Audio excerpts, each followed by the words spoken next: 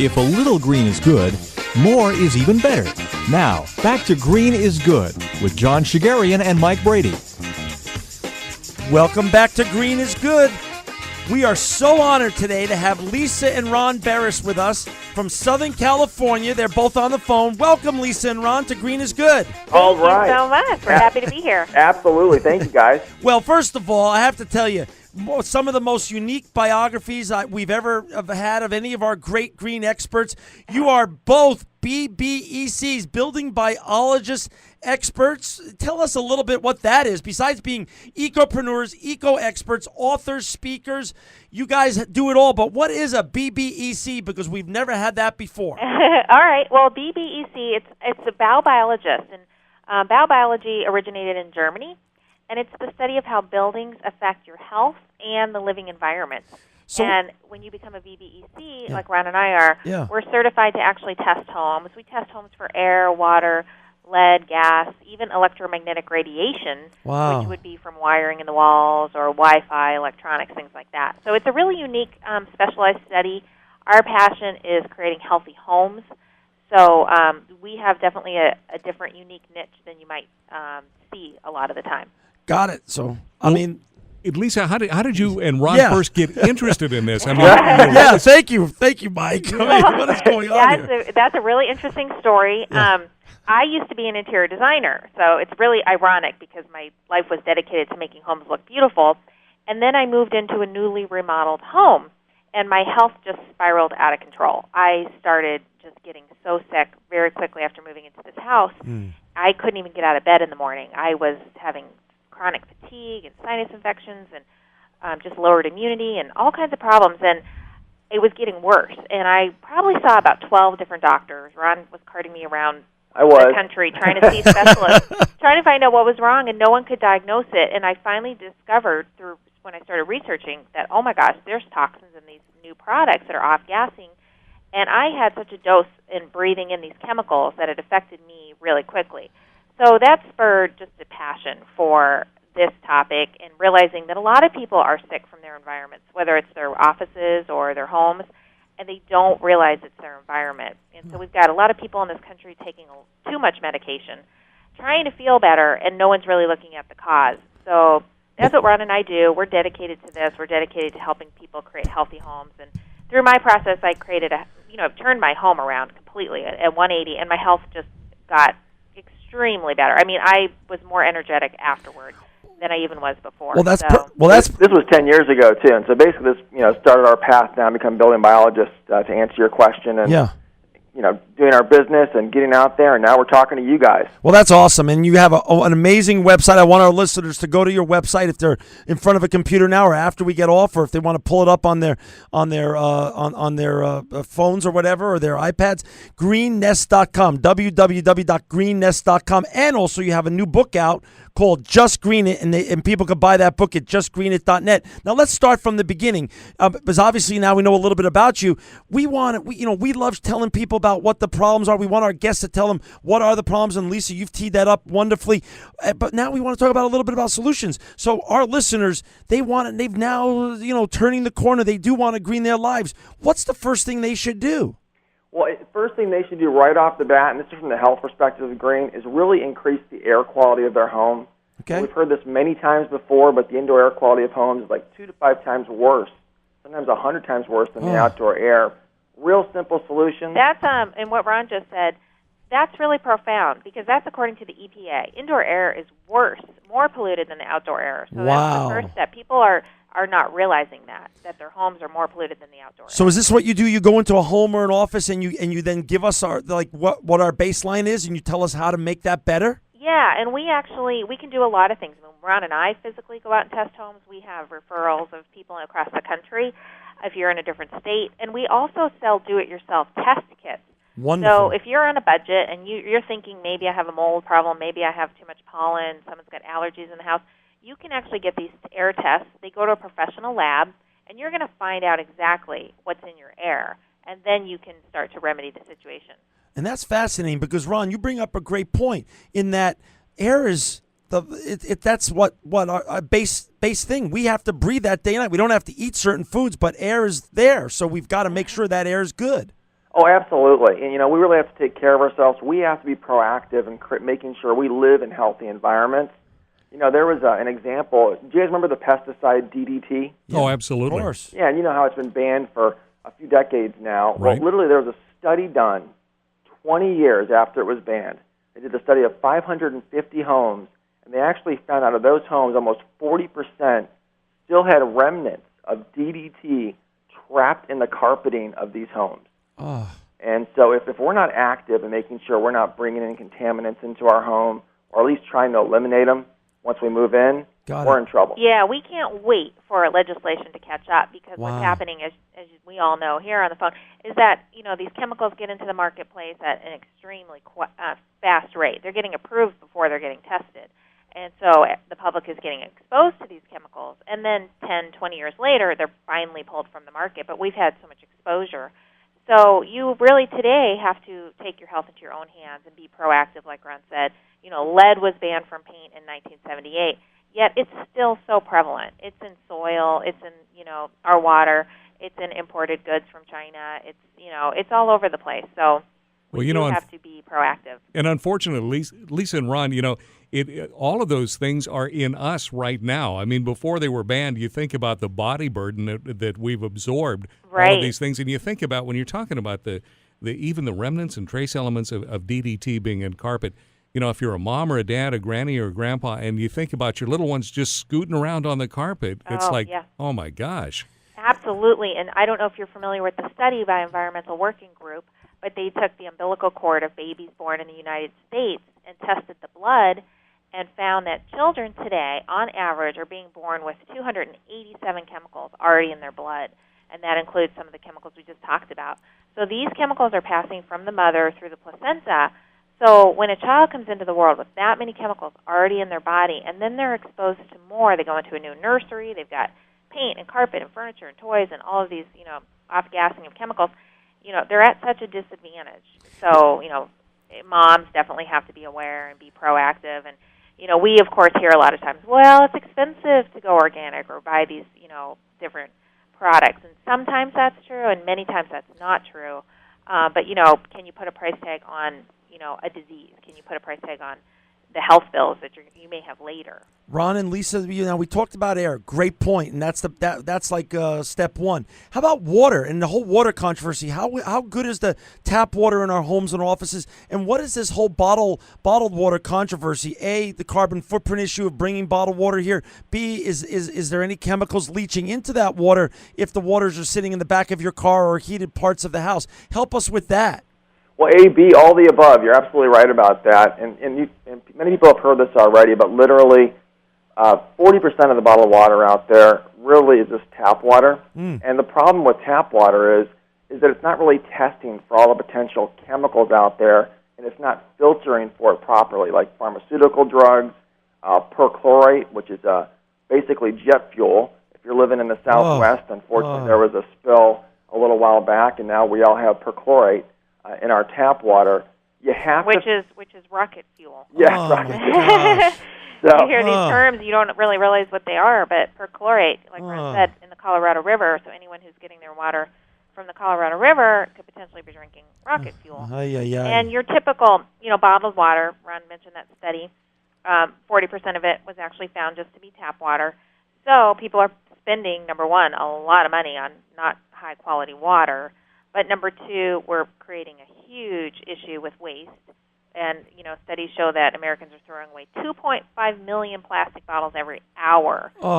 So, this is a long-term problem we have here. So, obviously the solution is to get your own filtration system at your house. So do you come in and help get the testing of the home or the office water done, and then also recommend then systems to help bring it back to a better status? Absolutely. That's have great. Really inexpensive test kits you can test your own water with. Great. And then, of course, it's all within your budget. It's like anything. I mean, if you've got the money to get a whole house filtration, that's the best solution. If you're on a really tight budget, even those water pitchers are going to do a better job than a lot of bottled water. Like the Pures and the Britas. They're not going to get everything out, but they're better than a lot of bottled water, and they're very inexpensive. So that really is a good investment. My wife and I have used a pitcher for a long, long time, and I've often wondered, because there's some controversy going back and forth. Neither one of us is big about going out and buying individual bottles of water. I mean, we get that that's not the best alternative, but the home filtration systems that are out there on the market right now, off the shelf, in your estimation, Ron, Lisa, they're pretty good then. Well, they are good. They're a step in the right direction. I'd rather have my water have less chemicals in it than full load. Yeah, those are carbon filtration. Those are carbon. Yeah, right. We're talking about drinking water now. Right. Now, one of the bigger problems really is how we treat our water with chlorine. If you're drinking from tap water, typically it's treated with chlorine. Chlorine and its byproducts are linked to a variety of illnesses like bladder cancer, liver cancer. It's not good for us. And even chlorine, we talked about drinking water, but when we bathe too, it can be an asthmatic trigger. When you take a hot shower, the chlorine vapors, it's a problem. You can actually get a shower filter to make sure you address that issue as well. It's a great way. It's pretty inexpensive to do that too. They're typically $30 to $90. Those we have on Green Nest as well. And, perfect. So you have some recommendations in your book and on your website on those. Yeah, we have recommendations on all different shower filters. Now you'll hear a lot of people in the green world saying low flow, which is great. Right. But what we're talking about is a filter. That's a great system that'll take out contaminants. Great point, both Ron and Lisa. Hey, listen, if all politics are local, what's more local than our cell phones? And there's a lot of controversy surrounding the use of our cell phones. Can you help us make some heads or tails out of those? Such, first of all, using cell phones close to our heads versus using them with a cord. Number one, sleeping next to our cell phones or our cell phones sleeping next to us.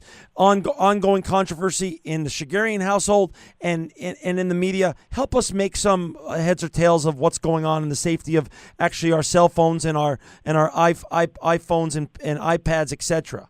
Well, right off the bat, an excellent book I want to recommend to you guys, Invisible Hazards in the Wireless Age, written by Dr. George Carlo.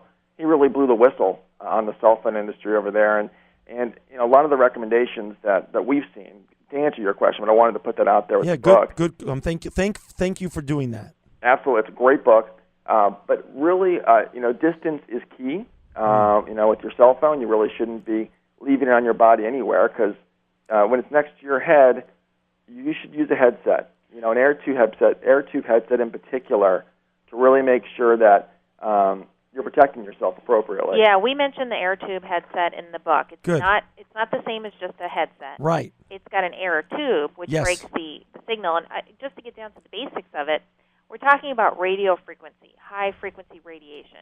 That's what's transmitting from the tower to your phone.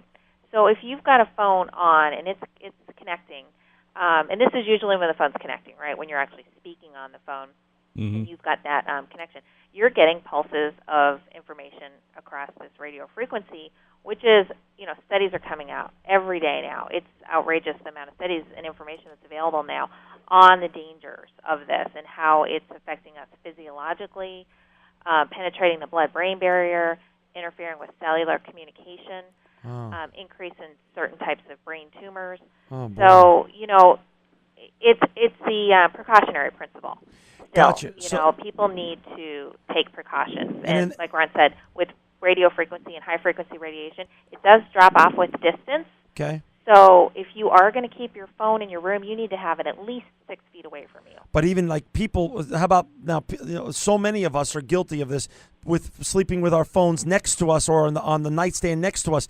Weren't there some recent studies about even the radio frequency interrupting the production of melatonin or something like that in our sleep patterns? Yeah, I have heard that as well. I'm not 100% familiar with that study. Got it. But like I said, there's so many studies coming out, and a lot of studies from Europe too. Every day there's more studies on how these, like we're the guinea pig generation, right? Got it. I mean, these haven't been around that long, really. Right. So studies are still coming out on these dangers. So distance is a good principle here, and the air tube is air tube, speakerphone. If you're in your car, well, I guess you shouldn't be driving, talking right. anyway. Right. But speakerphone is really good if you have that, to use it whenever you can. And texting is actually better. You know how you get the little bars on your phone show, like, if you're in range or out of range? Signal strength, yeah. Great. Yeah. The stronger the bar, the worse it is, because that phone is actually, like, so if you're actually in a remote area, you could be getting more exposure because the signal's having to work so much stronger just to reach you. So keep a lookout on those bars and pay attention to that, too. You know, it's not just cell phones, too. It's really the cordless phones. You know, people are unaware of that as well. So if you have a cordless phone at the head of your bed on your nightstand, I'd replace it with a landline. Great point. It's not only going to help you if there's a power outage, it's just going to help you physically because, you know, we're all semi-conductive, and the pulses that these devices are giving off are influencing our cellular communication, you know, our biocommunication. For a lot of people, they're not getting a good night's rest, and it's probably because of their phone. Got it. Yeah, that's a great point. Great point. You know, so Ron, when you do say a cordless phone, and then you use the term landline, I mean, we're talking about your typically hardwired phone coming into the house, but if you have a cordless phone, you know, that is coming in through a landline, that's still part of the problem, right? What you need is a corded telephone. Is that what you're saying? 100%, yes. Okay. You're right on. Or you know, if you really want the cordless, there are still some available. You can find old models, the 900 megahertz phones. They just give off a weaker electrical pulse. Okay. You know, than the higher, you know, 2.4 or 5.8. So the lower the lower the number on the gigahertz, the better it is for your body chemistry. Yeah, because the higher ones, the 2.4 and the 5.8, they are constantly sending a pulse. Hey, so like when we test them, and building biologists and other electricians test them, they are constantly pulsing, whereas the 900 only are connecting when you're actually speaking. So. Hey, Ron and Lisa, in your new great book, Just Green It, and people can buy that at justgreenit.net. You say no to microwaves. Talk about that a little bit, you know, because there's a lot of issues we want to cover here also. But why no to microwaves, and what's the alternative? Well, first of all, people don't realize this, but it's actually banned in Russia. Oh, boy. Yeah, and, you know, it's the same old thing that Lisa had mentioned before, too. It's just the waves themselves are not only not good for our food, there's been a lot of studies. No matter what you're cooking in the microwave, it's, you know, creating carcinogens in the food that you have there, or even the beverages that you're putting in there. So we shouldn't have those in our house. We really shouldn't. Okay. Yeah, I know we live in the 21st century, so if you use it in moderation. Okay. You know, but ultimately we shouldn't have them. Then let's slide over then to Nonstick Cookware. Talk about that ongoing debate, and what if we don't use it, what should we be using? Oh, the Nonstick Cookware. Yeah. I was still thinking about microwave. Oh, sorry. How there was Lisa. a Russian study they showed that carcinogen compounds were found in food that were microwaved. So, you know, I definitely think you should avoid So we're going to stick to your new book, Just Green It, Say No to Microwaves, Nonstick Cookware. If we get rid of that Nonstick Cookware, why should we do that, and what should we use? Nonstick Cookware, Teflon, that's the brand name we all recognize, but most Nonstick Cookware, pretty much all of it, uses chemicals called PFOAs. Right. And they break down at low temperatures, and there have been studies on they'll actually kill birds at the gases that are released, even on a preheat level, can actually kill birds that are nearby. And these chemicals are extremely bioaccumulative in our body. They're persistent. They don't break down. They've been discovered in like 85-90% of people that have been tested. They're extremely dangerous. They've shown to prove to cause cancer in animals, and human studies are still being conducted. So these chemicals are very dangerous. There are a lot of alternatives, and we have probably 12 pages in the book on alternatives to what you can use instead. Obviously, heavy-grade stainless steel is really good, cast iron, but there's even some new technologies coming out to the marketplace. And that's what we love here. We love solution-based. We love talking about the problem and then talking about the solution. And let's slide over now to what you guys both call, Lisa and Ron, the Dirty Dozen. What are the Dirty Dozen? What products are they found in? And then we're going to end the show with some solutions, what people can do to become more green. And you guys are just both amazing. So give us a Dirty Dozen. All right. Well, you want to go ahead now? Well, Dirty Dozen actually was in reference to food, quite frankly. And there's different aspects to the book that we actually talk about. Great. It's from the pesticide perspective. You know, it's a good rule of thumb for you guys to think about. Yeah. If you're literally eating the skin of the fruit and vegetable, chances are it's on the Dirty Dozen list because it was sprayed with pesticides, and it's going to be more than likely in the food you're eating. But if it has a peel For example, the Clean 15. I'll give you the quick dirty dozen. Do you want to hear them? Sure. These are the ones. These are the produce that are the highest Give it to us. pesticides. Got it. So if you're in a budget and you want to buy certain things that are organic, these are the ones you should buy organic. Got it. Peaches, apples, bell peppers, celery, nectarines, cherries, strawberries, kale, lettuce, grapes, carrots, and pears. They're all shown to have the highest pesticides. So buy organic in those varieties, and then in the other fruits and vegetables, you can just buy regular, and you're going to have less exposure. Got it. Got it. I do want to say this talking about Just Green It. Yes. Literally, the whole concept behind it was to make it simple. So the book itself is literally just packed with visual. On the left side, there's a visual representation of products you should green with. Perfect. And on the right side, products or things you should skip. And it's just jam-packed information on everything from baby products to household appliances, Food, you name it. mattresses. Well, good. Yeah. And I want our listeners to go buy that at justgreenit.net. But we are down to the last minute and a half. Give us some other ways to go green, and so our listeners can be have some solutions as we are going to sign off. Oh, hey, I want to give them one bonus gift. Basically, throughout our book, we have steps on how to create a healthy nursery and all sorts of things. But we have a free gift for your listener. Thank you. If they literally go to freegreengift.com, so freegreengift.com, they're going to get 10 steps on how to create a healthy office place. Healthy office. That is so nice. That is so huge of both of you to do that. So any last pearls? We're down to the last minute. Some last green pearls of wisdom, and and we're going to have you guys back because this was totally not enough time. You guys are both amazing. I'll give you a last tip. And okay. Most people today have pets, and we have a section on pets in the book, and I think it's really important because we see pets get diseases just like people. Right. And they're on the floor. There actually studies have shown that they're more exposed to the toxins found in our home than even people are because they're low to the ground. What are we mopping with? What kind of toys are they chewing on? What are their pet beds? What are their food? So we have healthy solutions on all of these categories, even waste bags for dogs and all different things to try to keep your health and our planet, your pet and our planet healthier. Well, Lisa, thank you for that. And our listeners, please go to their Lisa and Ron's great website, greennest.com. Buy their book, Just Green It, at justgreenit.net. And as Ron said, get your free gift, freegreengift.com. Lisa and Ron Beres, you are both living proof that green is good.